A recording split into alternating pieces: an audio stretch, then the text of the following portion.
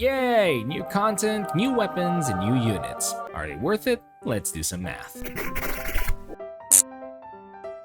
So let's drop some facts about the EVOLCOAT series. They drop from the mining rig and enhanced enemies, they generate 20% PB per attack, has 26% potency from potentials at level 4, and it's only 1 point lower compared to Straga on base attack. Now, we're not really interested in the tiny differences.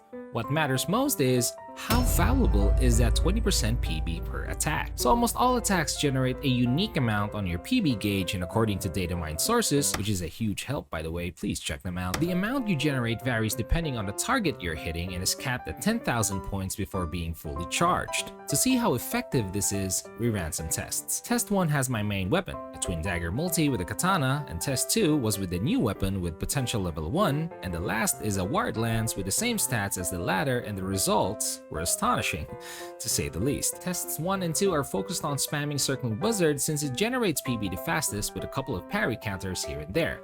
Now, we know this is not 100% accurate since we have to factor in distance traveled, avoiding parries, and bosses as much as possible, but we compiled the closest simulations and compared both. It does generate PB fast, and theoretically, with EVOLCOAT, you net 1 more PB release after every 5 supposed normal PB cycles on a non-EVOLCOAT weapon, which is pretty neat. We can roughly conclude that the minute differences in damage compensates for the extra PBs. And besides, there's literally no disadvantage to this weapon. Test 3's objective was to see how fast you can generate your gauge using AoE attacks, and oh my, does it generate fast. To wrap this up, we can generally agree that all weapons are great in this series, no doubt, but there are a couple that stand out, namely wired lance, swords, wands, talises, launchers, and knuckles.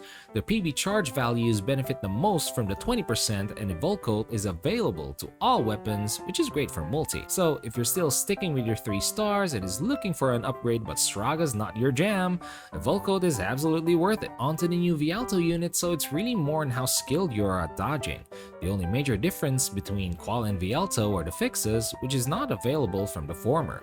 They're a safer bet compared to Giant, and you can obtain these units the same way as EVOLCOAT. That's pretty much it, fellas. If you found value in this video, consider subscribing and dropping a like. It really helps the channel out. As always, peace, be nice, stay safe, and we'll see you next time.